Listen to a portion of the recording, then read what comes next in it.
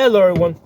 Today I want to talk about swinging a sword. Okay, so for those of you that have been following my channel, I've done lots of videos on medieval combat. I've been fighting at a competitive level for about 18 years. So I've posted videos in the past of both of techniques that I do and of me actually fighting. I did a video about 2 years ago called the 7 power generators. If you search my channel name and that title, 7 power generators, you should be able to find that video. In that video, I very briefly talked about the very basic beginner technique for swinging the sword. And in this video, I kind of want to go back and focus on that one thing. So this is really intended for somebody that has never picked up a sword, never swung anything. Now you might say, hey, I've swung a baseball bat. Okay. So one of the things to understand with swinging a baseball bat is, yeah, you're swinging the bat, but there's nobody that's trying to interrupt your motion. Okay, so you swing all the way through, and there's no follow-up shot, right? You're not trying to make a second swing. Okay, and a lot of times your swing is not going to be interrupted. So if you're swinging a sword, you might be intending to hit a head, but then somebody sticks a shield or basically throws another sword in your path, and now all of a sudden your motion has been interrupted.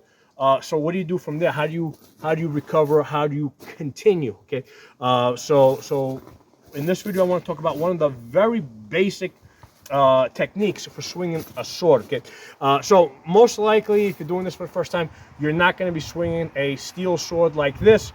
You're going to be probably swinging a simulator like this. This is a rattan simulator.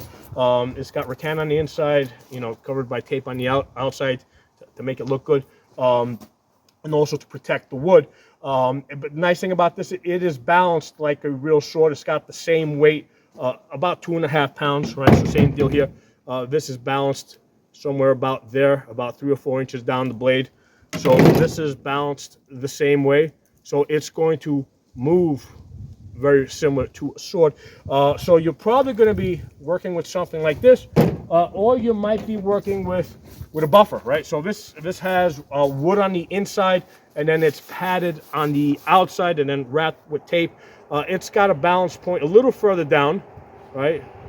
Not quite halfway down, because there is some extra weight back here in the form of additional padding, but like this one over here is a little further back. It is light enough up here, so you can still move it around and rotate it like a real sword. Okay, so in this video I want to just talk about the very basics. How do you swing a sword? Well, the technique is similar to swinging a bat or throwing a football. Okay, so recently I was teaching my 10-year-old son how to throw a football. Okay. So the basic technique I was teaching him, right, is basically, you've got your right foot back over here, hip goes first, right, that creates tension, right, then your elbow closes, right, so now your chest muscles come across your chest, okay, and then you extend your arm, and it goes basically right down the middle, okay, so it's hip, elbow, arm, okay, so hip, elbow, arm, okay, so that's the technique that I generally teach to people swinging a sword for the very first time. So with the sword, right, and you can start right on your shoulder, right, so it's hip, elbow, arm, okay, hip, elbow, arm. If the sword is light enough, hip, elbow, arm, you can recover straight back to your shoulder. If your sword is heavier, right, hip, elbow, arm, and then just let it, just let it come, basically pass through. It's called a pass through, where you just pull it down and you can reset it back on your shoulder. So hip, elbow, arm. You can practice this to either side, right? Because I can go hip, elbow, arm, and basically I can bring the cut in from that side, right? Hip, elbow, arm, that side. I can bring it right down the middle. Hip, elbow, arm. So, hey everyone, I wanted to cut in here and show you guys the foot positioning. I pointed the camera a little further down. So if the sword's in my right hand and I'm leading with my left foot, okay, what's happening is the left foot is generally pointed at my opponent. Okay, so wherever he moves, that's where I point my foot to, right? And the reason for that is because that's generally the direction I'm going to be moving in, okay? If you have your foot sideways, one of the things that I found is that if you move forward, you can kind of roll your ankle. So that's why I like to point my foot at my opponent, and that's regardless of if I'm leading with the sword leg. Same thing, I'll point it to my opponent. Okay. So for now, let's say I'm leading with my shield leg. Okay. So that's pointing at my opponent. My right leg will basically be at the 45. Okay. So I'll do it from here so you guys can see it. Okay. Okay. So this is a very balanced position. So if somebody moves in on me, if I get pushed, I'm going to be balanced. I generally try to avoid two things. I try to avoid having my feet together, right, because now I'm off balance. And I try to avoid having either 1 foot or 2 feet in the air for too long, right? Because if my foot is in the air, I'm off balance, right? I'm not as well balanced. If I'm stepping forward, right, while I'm making that motion, for that 1 second that my foot's in the air, I have the least amount of control. So generally when we fight, we make small steps, or I make small steps anyway, because that keeps my feet on the ground. Okay, now if I'm out of range, you know, I can also make bigger steps, but I'm also being conscious of where my opponent is, how long, you know, like how much time do they have to close in on me and push me, you know, either, you know, with the shield or with their weapons or whatever. So just be aware that when your feet are on the ground, that's when you have the most control, okay? And if your feet is, while your foot's in the air, okay, that's when you have the least amount of control, okay? So from this position here, just to give you guys a better view, okay? So hip, elbow, arm, okay? Hip, elbow, arm. If you notice, the sword is coming right down the middle, okay? Nothing wide, okay?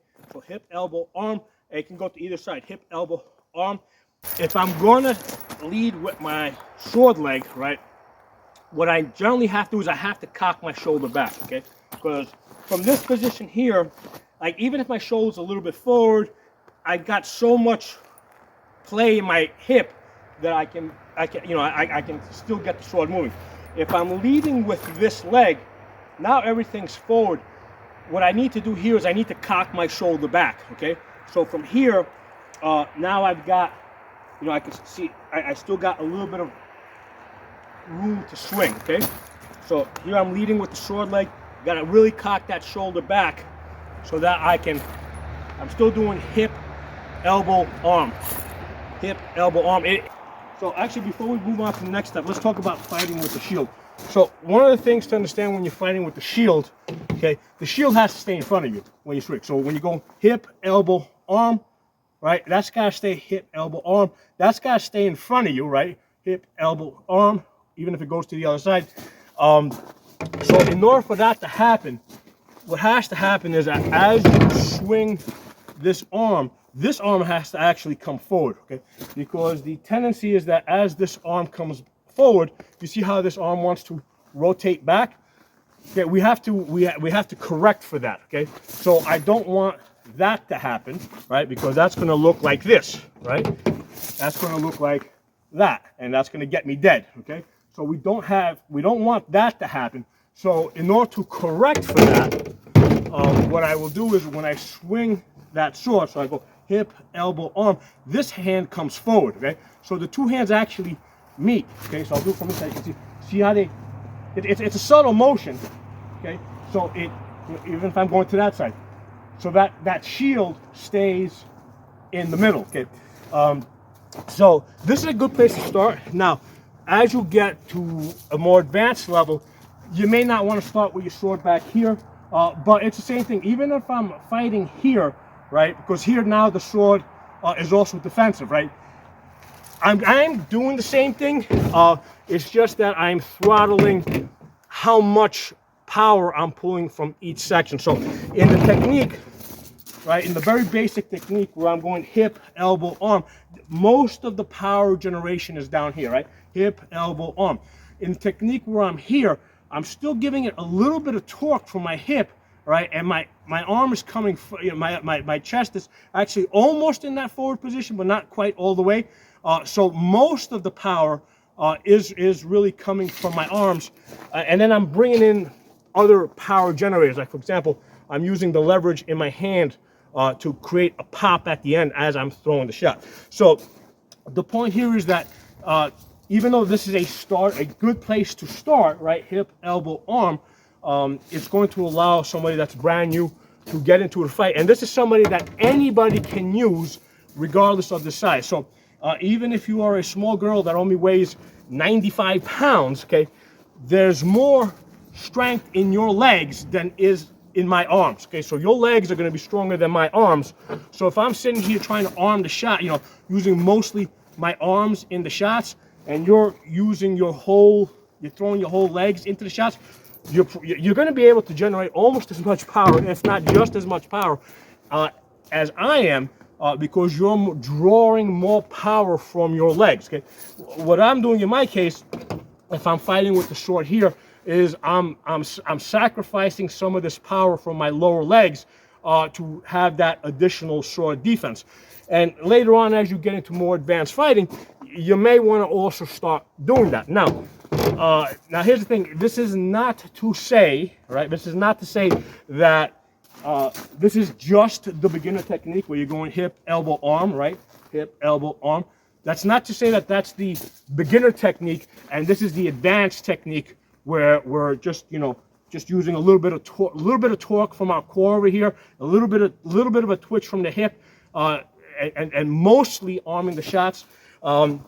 That's not to say that one is a beginner technique or just a beginner technique and one is the advanced technique, because at a more advanced level of fighting, if I am in the guard like this, standing in front of you, right, like this, right, what do I look like? I look like I'm ready to fight, right? I look like I'm ready to launch a shot, right? I look like I'm really ready to do something. If I drop back and throw the sword on my shoulder, what does it look like now, right? Especially if I lower my shield a little bit, right? So I'm here, I drop back, I look like I'm relaxing, which I will do during a fight, right? You know, because you don't basically fight non-stop, full throttle. You know, usually you'll go in, you'll throw, you know, a combination, you'll back out, you'll reassess, you'll see where you're at with your fight, you try to assess how your opponent is fighting. So I may come in, you know, throw a shot, right, and then step back, relax, okay? So this looks like it's relaxed, you know, then I may come back in, throw that shot, come back, relax, and then all of a sudden from here, boom, right? So going back to my shoulder, what that's going to do is it's going to change the speed at which the shot comes in.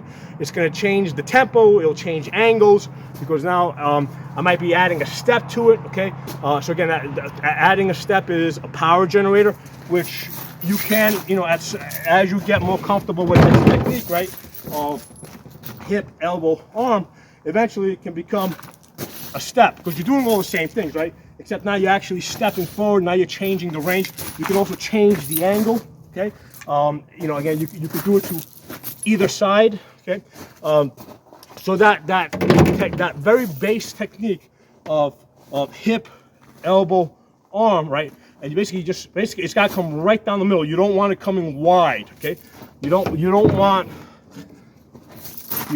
that, because that gets your arm chopped off, right? And it's a slower shot.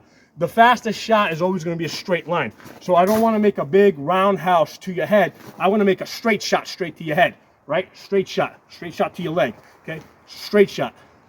So straight shots are always going to be faster, okay? So you want to throw straight shots. So you can start off with hip, elbow, arm, and eventually that can also come in with the step. So now you're really unleashing that hip. So whereas before you were getting only, you know, you're getting only so much power here, well, now when you bring that step forward, now you're carrying even more power forward. Okay, so, and again, the main thing here, one of the main things I was wanting to say is, this is not necessarily just a beginner technique. It's a tool in your toolbox. Okay, because like I said, most of the time I tend to fight with the sword forward, because it's also defensive, right? But then at some point I can drop back. Okay, most people will think I'm relaxing, and most of the times I am relaxing, right? or drop back out of range. But then from here, boom, I could just throw a shot straight from the shoulder. And because it's changing tempo, changing speed, changing angle, you know, it's a very powerful shot that comes in very unexpectedly, okay? So, something for you guys to think about. Let me know what you guys think of the technique. So again, technique is hip, elbow, arm, right? And it's straight down the middle, right? Just like if you're throwing a football, okay? Right? Hip, elbow, arm. Hip, elbow, arm, okay? And I realize, yes, there's other, if you look at a quarterback throw a football, sometimes they're doing other things. Maybe they're standing to the side here, other stuff like that. But again, this is a very basic technique where you start from here, right? And then, you know, you start from the very basic hip, elbow, arm, and then later on you can, you know, you can add other things, right? You can modify it, you can change it. But now you have that very basic understanding that the power starts from the ground up, right? Starts from the legs, comes up through your core, goes out through your arms, okay? So drop some comments, let me know what you guys think, and I'll talk to you soon.